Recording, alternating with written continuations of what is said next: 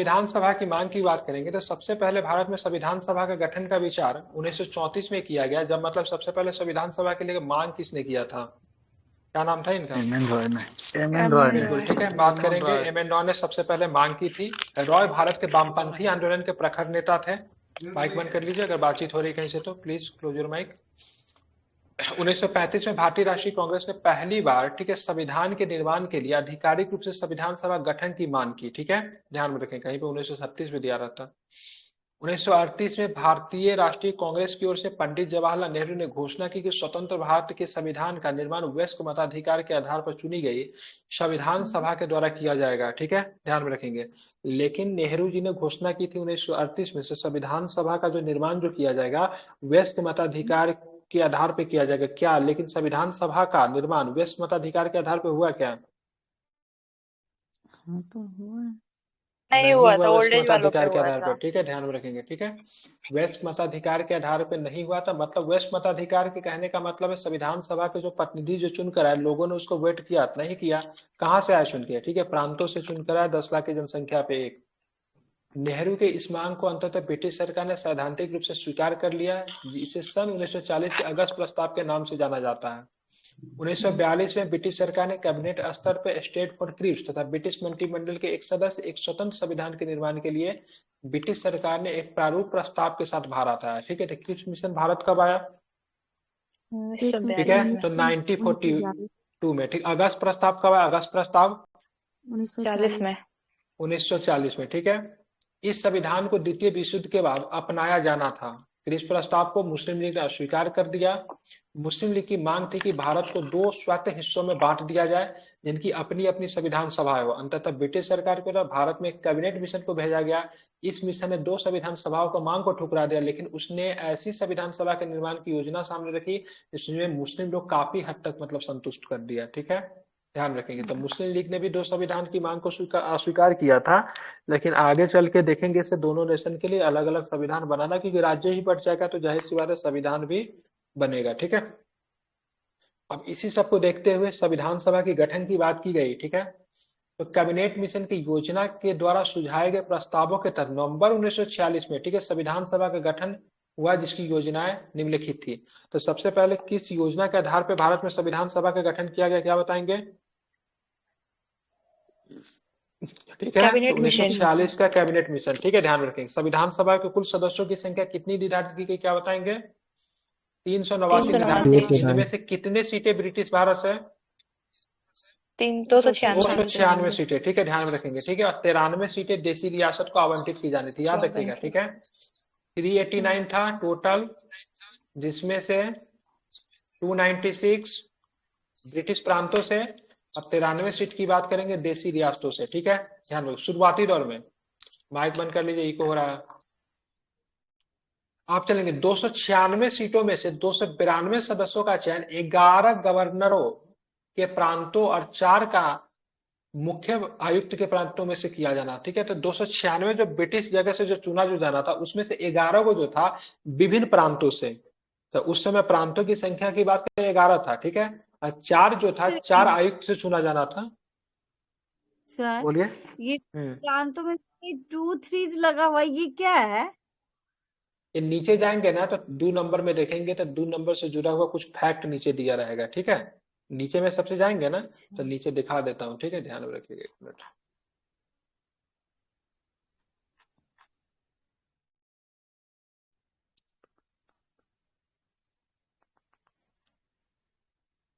दिखा देता हूँ, देख लीजिए। देखिए यहाँ पे, ठीक है, 2 नंबर में था ना तो 2 नंबर में यहाँ पे फैक्ट दिया हुआ। ठीक है, 3 नंबर का था तो 3 नंबर का फैक्ट दो, जहाँ पे 2 नंबर लगा होगा, जहाँ पे 3 नंबर लगा होगा, सबका फैक्ट आपको दिखेगा। मतलब टोटल यहाँ पे 32 नंबर तक कुछ ना कुछ मतलब फैक्ट आपको सब में शामिल किया रहेगा। ठीक है, समझ गए? यही है। कितना नंबर पेज था? 59।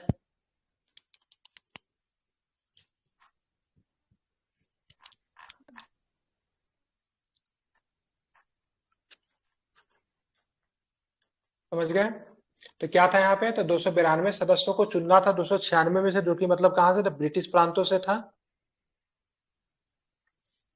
ठीक है। और यहाँ पे 4 गो, चलिए पढ़ लिए तो आप ये बताइए 4 गो कमिश्नरी का नाम क्या था, जहाँ से 4 गो चुन कर आना था। 292 तो प्रांतों से था, पढ़ाया मैंने, तो 296 में से 292 तो चलो प्रांतों से हो गया, ठीक है। 4 गो कमिश्नरी से था, ठीक है।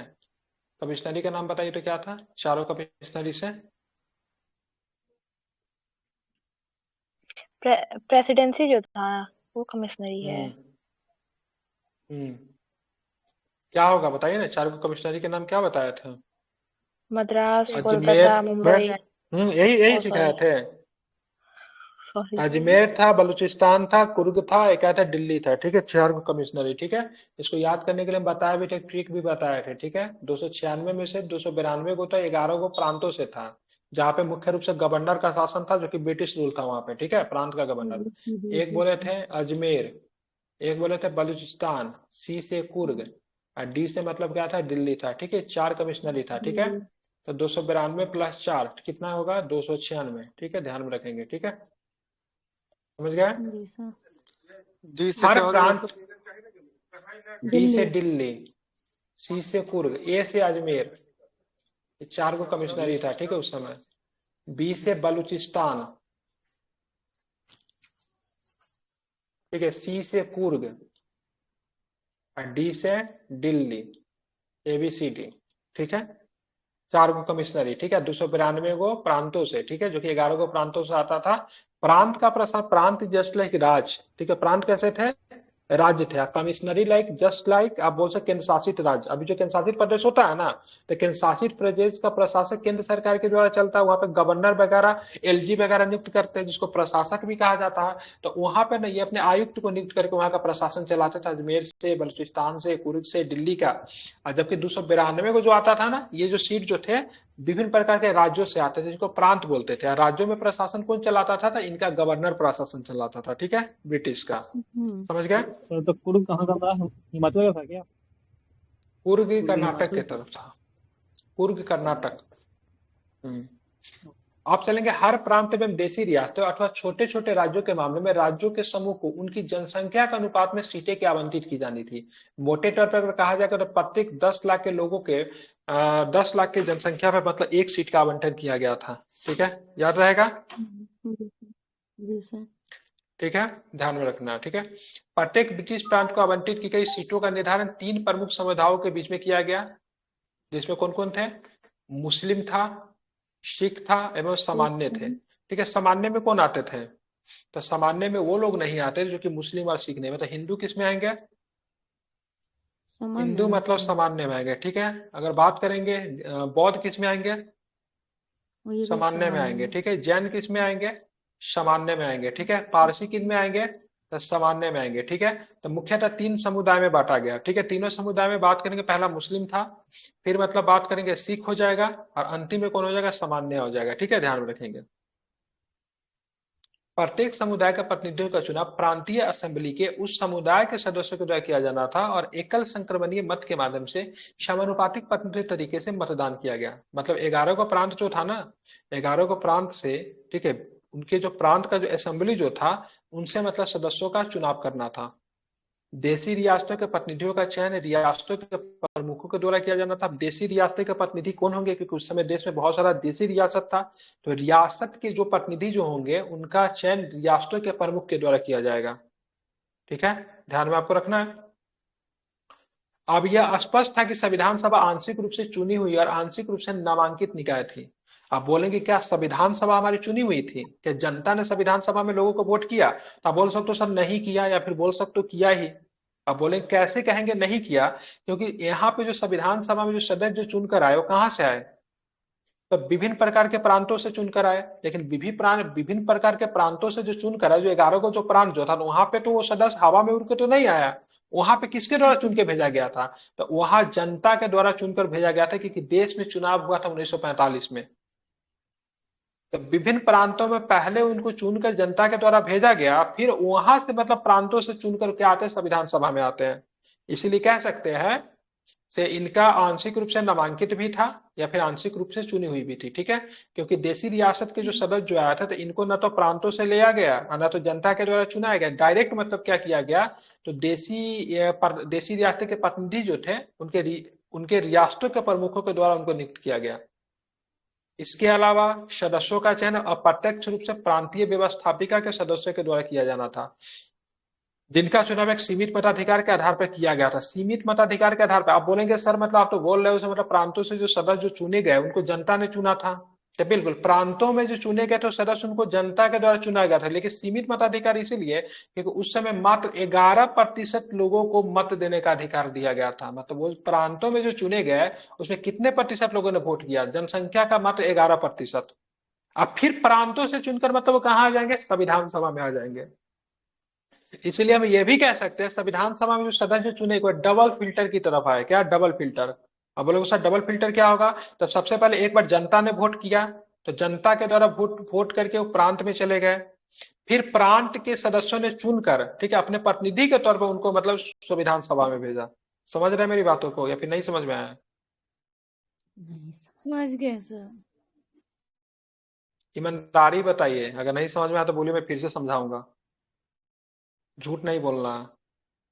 सर सर इसका आधा मतलब जो खोल के जनता होता था वो अपना प्रतिनिधि को चुन के भेजता था, और फिर जो प्रतिनिधि होता था वो फिर संविधान सभा में चुन के भेजता था, वही ना होगा सर? हाँ बिल्कुल इसी को। लेकिन यहाँ पे जनता ने जो चुन कर, जैसे मान लीजिए, देखिए मैं डायग्राम के हिसाब से समझा रहा हूँ, ठीक है? स्टार्टिंग से सर। ध्यान लगा के सुनिए, ठीक है? मोबाइल पे ना रील क्लास करते हुए भी आप लोग रील चलाते हमको पता है, ठीक है? चलिए, आप फेसबुक उसबुक सब चलाते रहता है, क्लास करने के बाद भी चैट करते रहता है, वो भी हमको पता है। देखिए सबसे पहले विधानसभा है, ठीक है? ये समझ लिए क्या एक विधानसभा हो गया, ठीक है? इसको प्रांत बोलते हैं। जैसे भी राज्य में होता है ना विधानसभा, बिहार विधानसभा है ना, उसमें प्रांत बोला जाता है, ठीक है?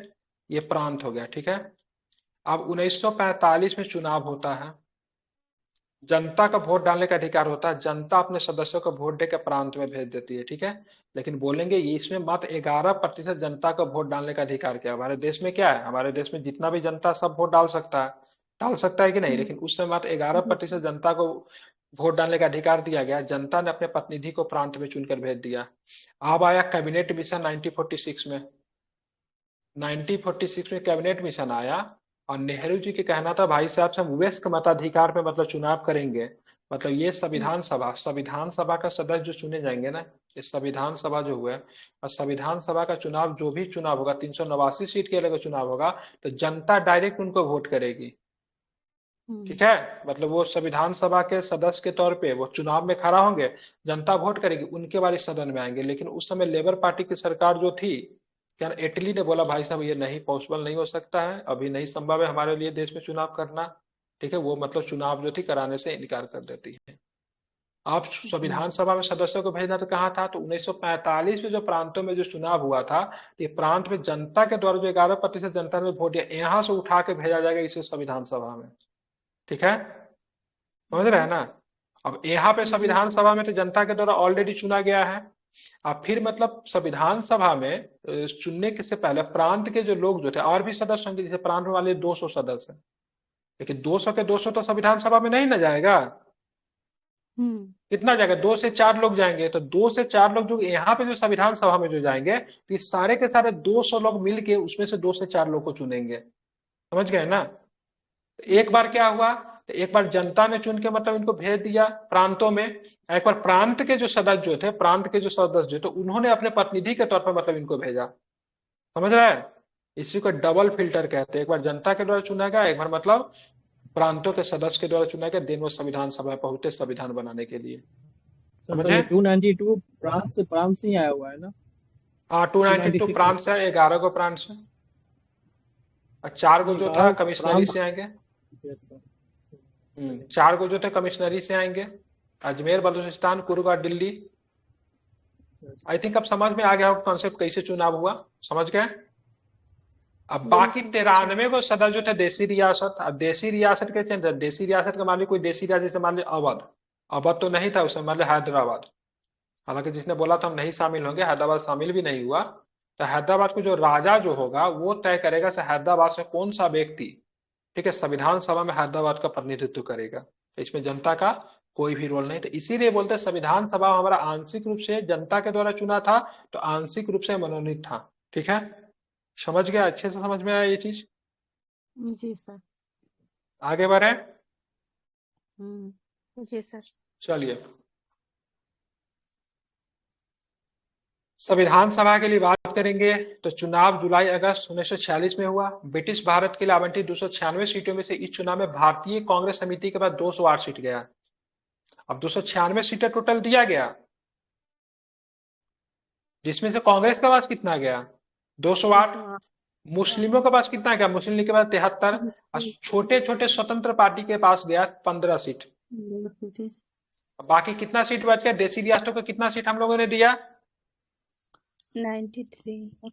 93 सीट जो था देसी रियासत को दिया गया था, वो भर नहीं पाए क्योंकि उन्होंने खुद को संविधान सभा से अलग रखने का निर्णय किया। ठीक है, 93 सीट मतलब नहीं भर पाए। रीजन क्या था? क्योंकि देसी रियासत जो था वह इसमें पार्टिसिपेट नहीं किया। ठीक है, आप देखेंगे यद्यपि संविधान सभा का चुनाव भारत में व्यस्त मतदाताओं द्वारा प्रत्यक्ष रूप से तो नहीं हुआ। नेहरू जी का क्या कहना था? हम जब भी संविधान सभा बनाएंगे तो उसका चुनाव जो होगा व्यस्त मतदाताओं के आधार पर प्रत्यक्ष रूप से होगा। अब प्रत्यक्ष रूप से कैसे? मान लीजिए कोई बिहार के मतलब कोई जगह, वहां से मतलब कोई व्यक्ति संविधान सभा का सदस्य अगर बनना चाहता तो डायरेक्ट वोट में खड़ा होगा और वहां का जनता क्या करेंगे? उसको वोट करेंगे। ठीक है, 4-5 सदस्य शुरू हो गया। तो चलो, पटना क्षेत्र से संविधान सभा का प्रतिनिधित्व कौन करेगा? तो 5 को सदस्य शुरू हुआ, खड़ा हुआ। कोई जिसको ज्यादा वोट मिलेगा जनता के, तो वो मतलब डायरेक्ट उसमें शामिल हो जाएगा। लेकिन ऐसा तो हुआ नहीं। नेहरू जी का सपना रह गया। ठीक है, लेकिन इसके प्रत्येक सदस्य की बात करेंगे ना, तो आप देखेंगे प्रत्येक समुदाय में हिंदू, ठीक है, मुस्लिम, सिख, पारसी, अंगल भारतीय, भारतीय ईसाई, अनुसूचित जाति, अनुसूचित जनजाति के प्रतिनिधियों को जगह मिली। लेकिन संविधान सभा में सभी धर्म के, सभी जातियों का प्रतिनिधित्व हो, इसे ध्यान रखा गया। तो मुस्लिम भी आवे, हिंदू भी आवे, सिख भी आवे, ईसाई भी आवे, एंग्लो इंडियन भी आवे, अनुसूचित जाति भी आवे, अनुसूचित जनजाति आवे, आदिवासी भी आवे। अगर बात करें महिलाएं भी शामिल थी, कितने महिलाएं शामिल थी संविधान सभा में? 15 महिलाएं शामिल थी। अगर अपवाद को छोड़ दिया जाए, 2 अपवाद को अगर हम छोड़ दे, तो महात्मा गांधी को, जिन्ना को छोड़ के संविधान सभा में उस समय भारत की जितने भी बड़ी हस्तियां थी वो सारे के सारे शामिल थे। न तो जिन्ना शामिल था, न तो मतलब महात्मा गांधी शामिल थे। दोनों को छोड़ के 1947 से पहले तक की बात कर रहा हूं, सारे के सारे लोग जो थे संविधान सभा में मतलब सम्मिलित थे। ठीक है, इतना ध्यान में आपको रखना है। ये दोनों क्यों शामिल नहीं थे सर? नहीं शामिल था, पूछेंगे क्यों नहीं शामिल थे। महात्मा गांधी किसी भी पद पे मतलब कभी भी गए ही नहीं। ठीक है, देश आजाद भी हो गया, चाहते तो प्रधानमंत्री बन सकते थे, राष्ट्रपति, कुछ भी बन सकते थे, लेकिन उन्होंने सारे पद को मतलब ठुकरा दिया। ठीक है, जिन्ना भी अपने आप को सोचता था महात्मा गांधी से कम नहीं है, क्योंकि वो कांग्रेस का प्रतिनिधित्व करे, तुम लीग का प्रतिनिधित्व कर रहे हैं। हम भी अपने पार्टी को नहीं बोलते हैं हम किंग मेकर बनेंगे, खुद किंग नहीं बनेंगे। वो ऐसा समझता था जिन्ना अपने आप को। ठीक है ना? जी सर। मतलब हम राजा क्या बने, हम तो राजा बना सकते हैं, ऐसी वाली फीलिंग थी उसके पास, इसलिए वो नहीं शामिल हुआ। सैयद ब्रदर्स से आप- इंस्पायर्ड थे वो लोग। Syed brothers the king maker. चलिए आगे चलते हैं, संविधान सभा की कार्य प्रणाली की बात करेंगे। तो संविधान सभा की पहली बैठक की बात करेंगे 9 दिसंबर 1946 को होती है। मुस्लिम लीग ने बैठक का क्या क्या बहिष्कार किया, आपको पता ही होगा। ठीक है, मुस्लिम लीग ने क्या क्या बैठक का क्या क्या बहिष्कार किया। ठीक है, ठीक है, और अलग पाकिस्तान की मांग पर बल दिया, इसलिए बैठक में केवल 211 सदस्यों ने हिस्सा लिए। अगर पूछेगा पहली बैठक में कितने सदस्यों ने हिस्सा लिया, तो क्या बताएंगे? 211। 211 याद रखिएगा। ठीक है, 211 फ्रांस की तरह इस सभा के सबसे वरिष्ठ सदस्य डॉक्टर सचिदानंद सिन्हा को अस्थायी अध्यक्ष के तौर पे तोड़ लिया गया। ठीक है, तो पहली बार जो सभा की जब रखता हुई तो डॉक्टर सचिदानंद सिन्हा जी को अध्यक्ष बनाया गया। ये सबसे वरिष्ठतम सदस्य थे। इसके लिए जो कार्यप्रणाली अपनाई गई, तो फ्रांस में एक परंपरा चली आ रही थी, जब भी वहां पे किसी सभा का बैठक होता था तो अध्यक्ष बाद में चुना जाता था, लेकिन जो सबसे वरिष्ठतम सदस्य होते थे, जो सबसे बुजुर्ग होते थे, उनको मतलब अध्यक्ष बना दिया जाता था। ये व्यवस्था फ्रांस से ली गई थी। बाद में डॉक्टर राजेंद्र प्रसाद जी को, ठीक है, संविधान सभा का अस्थायी अध्यक्ष निर्वाचित किया गया। उसी प्रकार डॉक्टर एच.सी. मुखर्जी या बी.टी. कृष्णमाचारी को सभा के उपाध्यक्ष निर्वाचित। 2 उपाध्यक्ष थे। कौन कौन थे? एच.सी. मुखर्जी और जी कौन कौन थे, क्या बताएंगे? डॉक्टर एच.सी. मुखर्जी तथा वीटी कृष्णमाचारी। बिल्कुल डॉक्टर बात करेंगे, एस.सी. मुखर्जी की बात करेंगे, और किसका बात करेंगे तो क्या बताएंगे? बीटी कृष्णमाचारी। ब्रिटी किस्माचारी। तो अगर दूसरे शब्दों में बात करें तो संविधान सभा में कितने उपाध्यक्ष थे? 2 बिल्कुल ठीक है, 2 उपाध्यक्ष थे। ठीक है, ध्यान में रखेंगे, 2 उपाध्यक्ष हुआ करते थे संविधान सभा में। ठीक है, याद रहेगा, भूलेंगे नहीं। एक बार नाम और से पढ़ लीजिए। एच.सी. मुखर्जी और वीटी कृष्णमाचारी। बिल्कुल ठीक है, एस.सी. मुखर्जी और बीटी किस्माचारी की बात करेंगे तो संविधान सभा में क्या थे? तो 2 उपाध्यक्ष थे। ठीक है, अध्यक्ष कौन हो जाएंगे? अस्थायी अध्यक्ष राजेंद्र प्रसाद, राजेंद्र प्रसाद। स्थायी में सच्चिदानंद सिन्हा। बिल्कुल ठीक है, ध्यान में रखिएगा। तो राजेंद्र बाबू की बात करेंगे, ठीक है, जो कि अस्थाई थे। अस्थाई की बात करें, अस्थाई कौन हो जाएंगे? तो सच्चिदानंद सिन्हा। सच्चिदानंद सिन्हा को बनाने के लिए कहाँ की कार्यप्रणाली को अपनाया गया था? फ्रांस के वरिष्ठतम बिल्कुल ठीक है, सदस्य। ध्यान में रखेंगे। तो फ्रांस का जो कार्यप्रणाली था उसके आधार पर सभा सबसे वरिष्ठतम सदस्य को अध्यक्ष बना दिया गया था। अब आते उद्देश्य प्रस्ताव। 9 तारीख की बात हो गई, 11 तारीख को राजेंद्र बाबू अध्यक्ष बन गए। अब चलते 13 तारीख को। 13 दिसंबर 1946 को पंडित नेहरू जी के सभा में ऐतिहासिक उद्देश्य प्रस्ताव को पेश किया। इसमें संवैधानिक संरचना के ढांचे एवं दर्शन की झलक थी। इसमें क्या कहा गया था? संविधान सभा भारत को एक स्वतंत्र संप्रभु गणराज्य घोषित करती है तथा अपने भविष्य के प्रशासन को चलाने के लिए संविधान के निर्माण की भी घोषणा करती है। ठीक है, यही उद्देश्य प्रस्ताव आगे चल के आपको क्या बन जाएगा? तो प्रस्तावना के रूप में आपको देखने को मिलेगा। ठीक है, यही उद्देश्य प्रस्ताव क्या बन जाएगा आगे चल के? तो प्रस्तावना। ठीक है, ध्यान में रखेंगे। ठीक है, समझ गए? ब्रिटिश भारत में शामिल सभी क्षेत्र, भारतीय राज्यों में शामिल सभी क्षेत्र तथा भारत से बाहर के इस प्रकार के सभी क्षेत्र तथा वे अन्य क्षेत्र जो इसमें शामिल होना चाहेंगे भारतीय संघ का हिस्सा बनेंगे। ठीक है, तो देखेंगे ब्रिटिश भारत में जितने भी क्षेत्र है वो सब, भारतीय राज्यों में शामिल सभी क्षेत्र तथा भारत से बाहर के इस प्रकार के सभी क्षेत्र, वे अन्य क्षेत्र जो इसमें शामिल होना चाहेंगे भारतीय संघ का मतलब क्या बनेंगे? हिस्सा बनेंगे। अब उक्त वर्णित सभी क्षेत्रों तथा उनकी सीमाओं का निर्धारण संविधान सभा द्वारा किया जाएगा तथा इसके उपरांत के नियमों के अनुसार यदि वे चाहेंगे तो उनकी अवशिष्ट शक्तियां उनमें निहित रहेगी। ये बहुत बड़ा लॉलीपॉप था जो बोला था, सो उनकी अवशिष्ट शक्तियां उनमें निहित रहेगी तथा प्रशासन के संचालन के लिए वे सभी शक्तियां केवल उनको छोड़कर जो संघ में निहित होगी इन राज्यों को प्राप्त होगी। मतलब वैसा शक्ति जो कि संघ के पास होना चाहिए उसको अगर छोड़ देंगे तो उन राज्यों को सारी शक्तियां दे जाएगी, पर प्रशासन संबंधी जो अधिकार जो था उनके राज्य के पास ही रहेगी। ठीक है, बाकी कुछ शक्तियां जो है मतलब संघ अपने पास रखेगी। जैसी बात करेंगे, जैसे कौन कौन शक्तियां? सुरक्षा की बात करेंगे, रक्षा, डिफेंस, विदेश, डाक, ये सब किसके पास रहेगा? तो संघ के पास रहेगा। बाकी अन्य चीजों में क्या है? आप स्वतंत्र हैं। संप्रभु स्वतंत्र भारत सभी शक्तियां एवं प्राधिकार इसके अभिन्न अंग सरकार के अंग सभी का स्रोत भारत की जनता होगी। पर संप्रभु स्वतंत्र भारत की सभी शक्तियां एवं प्राधिकार कहां से प्राप्त होगा?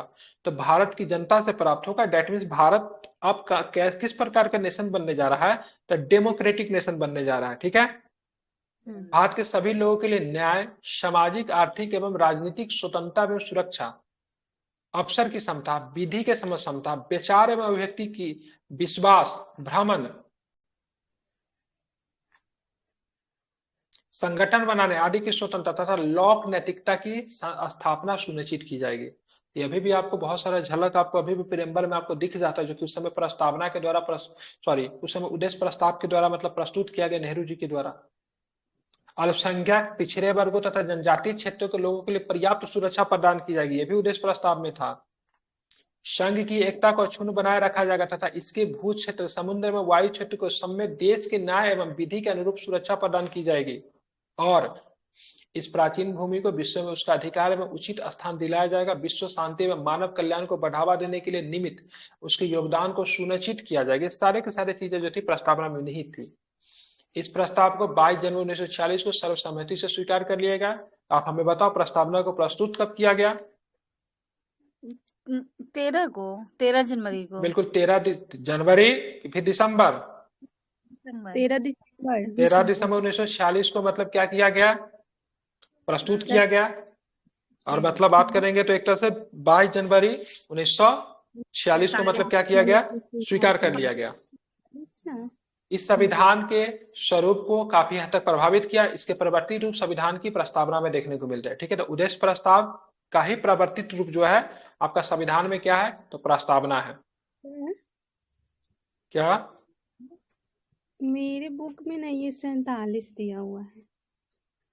तो ये 22 जनवरी 1947 ही ना होगा, दिसंबर में तो गलत 1946। है, गलत है ये। ठीक है, 1947 ही होगा। ठीक है, मेरे में 43 ठीक है। है, ठीक है, 47 कौन सा बुक, मतलब इसी का है, पीडीएफ है? नहीं वो सर, original है सर। अरे मतलब इसी का लक्ष्मीकांत की है ना?